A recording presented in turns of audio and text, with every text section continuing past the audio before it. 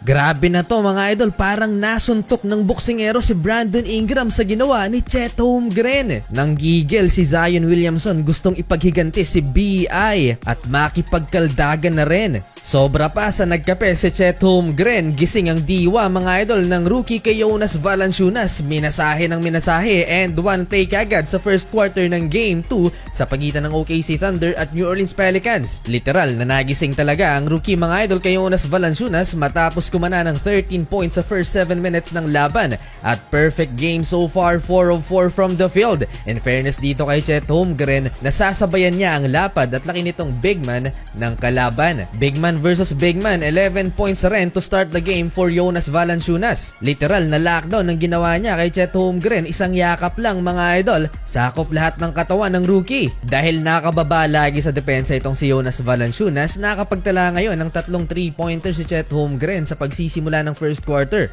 Sa play namang ito, halos nasakal na ni Jonas Valanciunas si Chet Holmgren sa pagsil niya sa rookie. Well, gumawa ang home team ng 17-6 run, kaya lumobo ng 13 points sa kanilang lamang sa Pelicans. 35-22, hindi pa rin magmintis si Chet Holmgren, 15 points mga idol sa first quarter ang rookie. During break, instant 1 million pesos ang napanalunan ng OKC fan na to mga idol matapos maipasok niya ang half-court shot. Babalik sa laban, Chet Holmgren nag-e-enjoy sa tiwala ni Coach Mark Daigneault at laging nabibigyan ng bola mga idol. Nasa kanya ang spotlight para sa OKC. Iwan niya si Jonas Valanciunas sa play na to pero sinakyan ni CJ McCollum. Speaking of CJ, bagsak siya kay Aaron Wiggins, natulog pa sa depensa kaya yon, clear lane para sa OKC guard. Mahaba-haba namang pinaupo si Chet Holmgren matapos makuha ang kanyang third personal foul. Pero sa loob lamang ng 12 minutes na playing time sa first half, nagtala ng 20 points ang rookie, 0 turnover, shooting 77%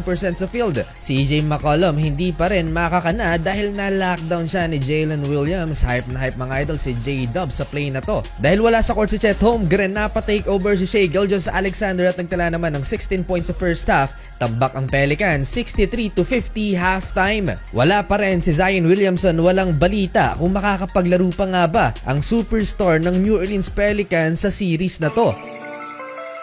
Hindi pa man nagsisimula ang third quarter, natamaan ng bola sa mata si CJ McCollum. Hindi siya nakapag-start mga idol sa second half. Sa pull naman sa mukha si SGA sa pag-swing na to ni Brandon Ingram. No major concern naman for OKC superstar. After niyan to beat the buzzer, Shai Gilgeous-Alexander over CJ McCollum. Napakasmooth talaga ng galawan nitong si SGA. After niyan, Chet Holmgren versus Brandon Ingram. Grabe to mga idol. Dunk ng rookie pero tinamaan sa midsection sa bodega mga idol si Brandon Ingram. Namilipit sa sakit ang player ng Pelicans na parang nasuntok mga idol ng boksingero. Sobrang sakit nun kaya napatawag ng timeout ang Pelicans. Good thing at nakabalik pa naman sa laro si Brandon Ingram pero si Zion Williamson mukhang gigil na at gustong makipagkaldagan sa OKC Thunder. Tinuruan tuloy si Brandon Ingram na tirahin din sa katawan ng kalaban. At ayun na nga ang nangyari, gumanti si Ingram kay Lu Dort, bagsak ang best defender ng OKC Thunder kay Ingram.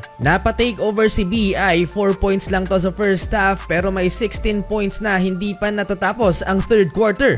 Malaki pa rin ang hinahabol ng Pelicans, 82-67, 15 points ang lamang ng OKC. Pinipisikal na rin ni Larry Nance Jr. itong si Chet Holmgren. Natapos ang third quarter, 92-74 in favor of Oklahoma City Thunder. 12 points sa quarter na to si SGA at may total 28 points na sa laro. To start the fourth quarter, Chet Holmgren point blank layup.